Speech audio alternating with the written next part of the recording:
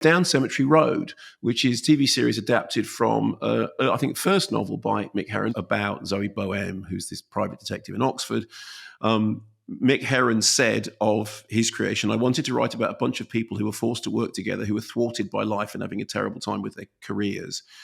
And there was another quote I saw from Mick Herron said, the larger the organization I worked for, this was his previous working life, the less concern it had for the people working for it. And those are themes which run throughout his work. So this is adapted by, I mean, you can only describe him as the brilliantly talented multi-hyphenate Morwenna Banks, who sort of seems to be able to sort of turn her hand to anything at all, and starring Ruth Wilson and Emma Thompson, amongst others.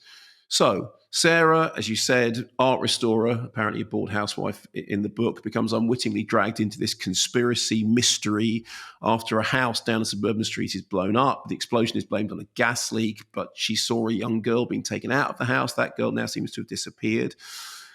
Emma Thompson is Zoe, who is the private investigator whose husband, Wilson's character, turns to with terrible consequences. And then, so the rest of the thing, I've watched the first 4 episodes, which I know you have too. They are basically both independently on the trail of A, the girl, B, the truth about the husband's demise, and C, the ever-widening mystery of what's actually going on behind all this, which appears to involve combat veterans. It appears to involve the Ministry of Defense. It goes high up. So the main sort of pleasure of this is the characters themselves and the interaction between them. And it was interesting in that interview with Ruth Wilson saying that they, both those central characters, her character and the character played by Emma Thompson, are channeling their younger, punky spirit, one discovering their lost self that they've kind of buried away and becoming more rebellious, the other one just leaning more into it. And she said in that interview, which is a terrific interview, incidentally, because she's such a smart person, she said they were both reliving childish versions of themselves. And I do like the fact that this is a series in a genre which is quite often very blokey, in which essentially you've got women having to sort their way through and unravel the chaos, the often violent chaos that has been conjured up by the men. And you do end up absolutely rooting for them with all their foibles and all their mistakes and all the things that they get wrong. The tone is very complex. That phrase suburban noir, yes, okay. And it's, as with a lot of Herron stuff, that is about the absurdity and incompetence of human beings. There was that observation that Ruth Wilson made about Sarah being in the wrong genre. She's the kind of person who it shouldn't be in a crime genre. She should be in another thing. And then she's wandered into this thing. Some of the stuff in the episodes that we've seen so far is very dark, is quite grisly. And it's all clearly leading up to there's a child abduction in this. There is the destruction of a family home. And there is some really bad stuff going on in the background. And so the major character gets brutally murdered early on. You assume it must be murder because they said it's not. It's made to look like something else. And then you have Adil Akhtar's character, who appears to be in a comedy, like in a completely different film. There's a whole section going on with him and the sort of spooky people around him, who it's almost like arch broad comedy. I mean, almost slapstick.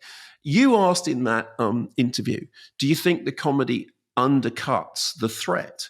And Ruth Wilson said, no, I think what it does, it keeps you on your toes, so you are shocked when the darker things happen.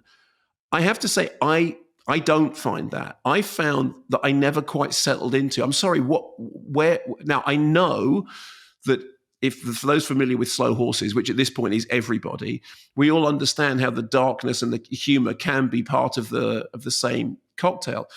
In this, I kept trying to readjust it. So what is the tone? What is the comic register? Because if the really dark, nasty stuff is happening, then I'm not sure that I believe the sort of slapstick knockabout stuff which is happening with the other. And I found, and this may be me, I found that I like the characters, I like the setup, I like the idea, but I really struggled with the shifts between the comedy and the darker stuff because they didn't feel integrated. They felt like they were pulling in two different directions. I don't know whether it's me, but I found I I found that I need you to be this or that, which is funny because there are other things that we're talking about, which I often talk about the way in which you can shift between comedy and horror. Yes, you can. But the thing is, there are certain I mean, that phrase that Ruth Wilson used about her character is in the wrong genre, and I really like that. I really like the idea that you're a character, in a cardigan who's wandered into a crime thriller by mistake. But I think that when you do that, and then you have the scenes that I like, who I think is a brilliant actor, incidentally, I think he's a really, really terrific actor. But those scenes are so clearly comedic in as much as they exist in a world which is a comedy world, that it feels like a breather.